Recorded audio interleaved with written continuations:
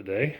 This is a 1972, we think, Royal Enfield Bullet 350. It's imported from India by a friend of mine, and it's here to get some work done to see if we can get it running and get it back on the road.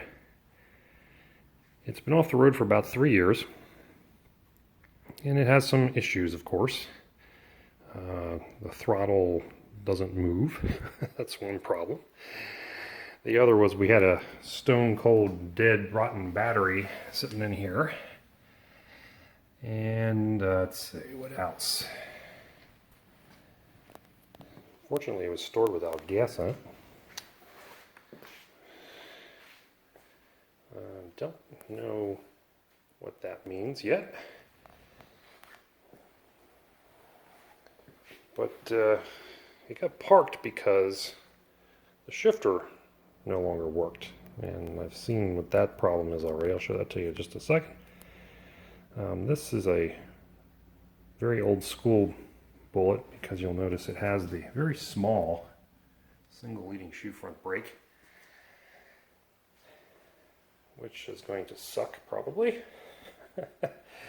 And the seat and the cafe tail were custom made in India by hand, as was the gas tank, which, though it may look aluminum, is actually chrome-plated steel, I believe. It's getting some corrosion on it. We're about to clean that up. And that is, I believe, the actual miles this poor thing has traveled. Although that may be kilometers now that I'm looking at this. No, it should be miles per hour. Miles, I think. See if we can figure that out. It has some very interesting controls on it I haven't seen yet.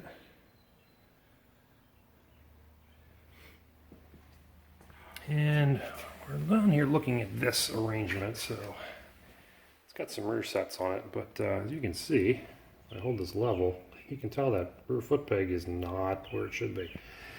And if you look at it from this angle, you'll see it's definitely got a problem. That's twisted in, and so it's contacting the nut there, and it moves, but not very well. So that's what we're doing right now. Taking that apart. Pulled the plug out. Looks like it's been running rich. Might have to do something with that. Carburetor adjustment, or maybe the carburetor wasn't any good. I think that's really it for the moment. It was pretty dirty. I gave it a bath.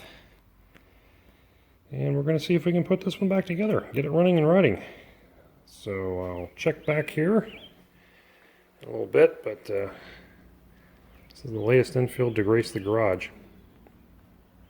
It's a neat bike. There's an interesting little story that kind of goes with it, and it might be for sale. So stay tuned. I'll bring you back again when I have news to report. Set link is removed from the bike. This was all handmade in India, and it's kind of interesting to look at. They didn't use anything but a peened over rivet, looks like, to assemble that.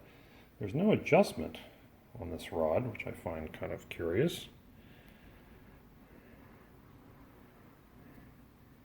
There should be a rubber piece on that, but this back here is where a problem is, and you can see how they made that piece out of a standard rear footrest post. So this all needs to come apart, because as bad as this is bent, look at that. The only way I'm going to be able to straighten this, I'm pretty sure, is to heat it up, probably really hot, and then bend it back to where it should be. But to do that, we got to take all these rubber parts off, or they'll melt.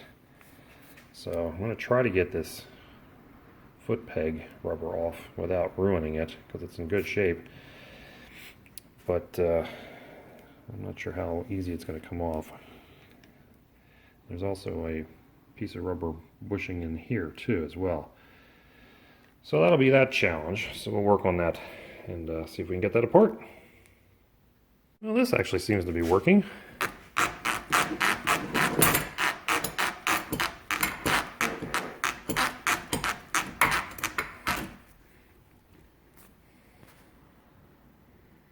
And there it is, removed and separated. And I'm telling you, that can't possibly be how that's supposed to go. That thing has got to be bent big time.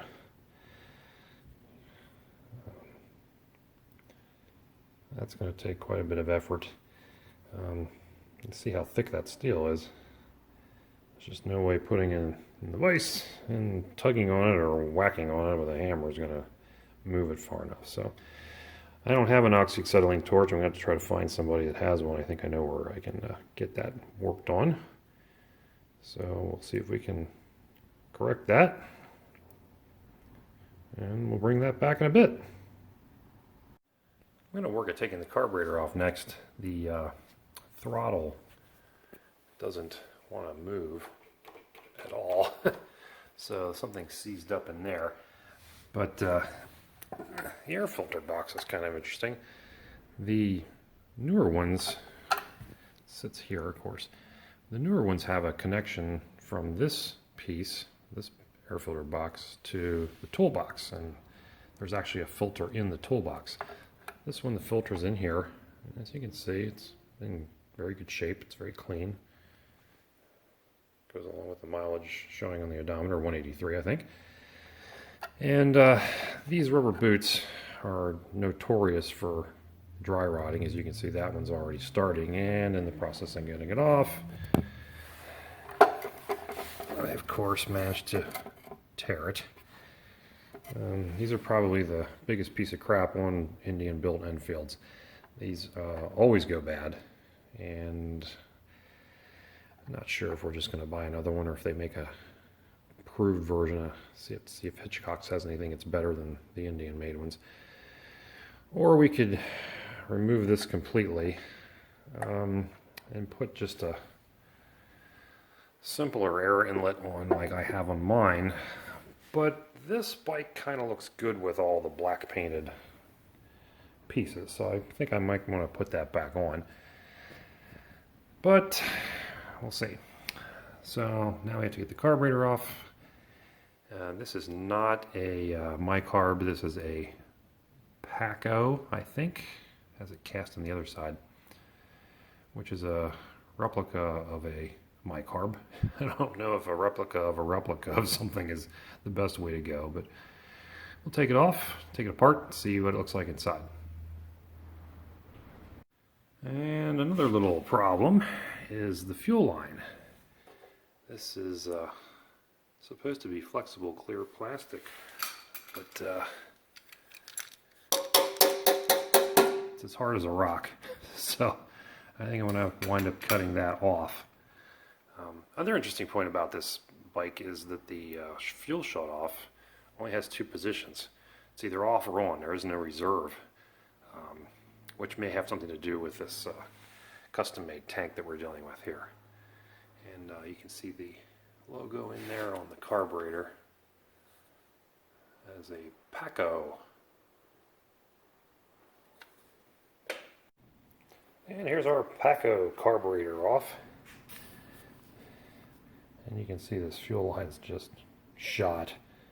The filter looks nice and clean.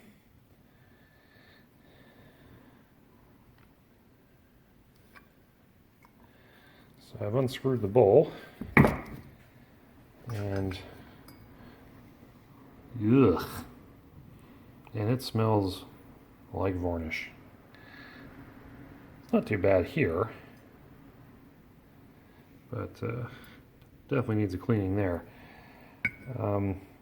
Can't really see this too well, I don't think, down in here, but it's kind of black at the bottom, a little sooty looking. So I'd like to maybe try putting this in an ultrasonic cleaner. I don't have one, but I was thinking of getting one. Might be the best way to clean this thing out.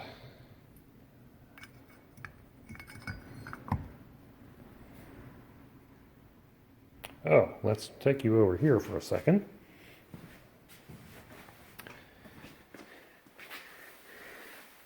Show you this piece. You can see the wear on that. It's pretty significant. There's also some wear on the bottom as well. A little bit of dirt, not too terrible.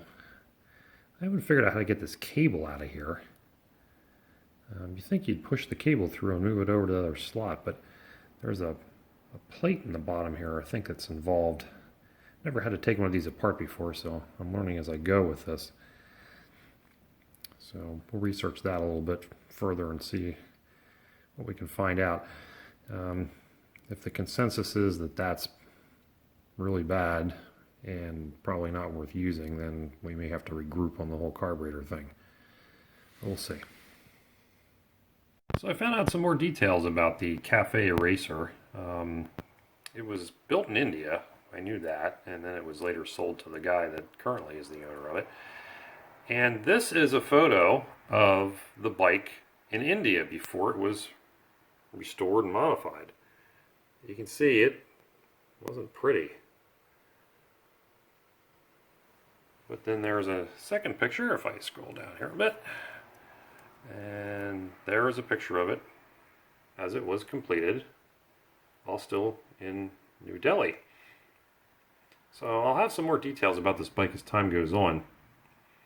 But that was an interesting find. There's actually a build thread on it on the advrider.com forum. If you want to look it up, it's titled 1972 Royal Enfield Cafe Racer Project. It was actually put together back in, I think, 2009. So it's been a cafe racer for quite some time. So more to come.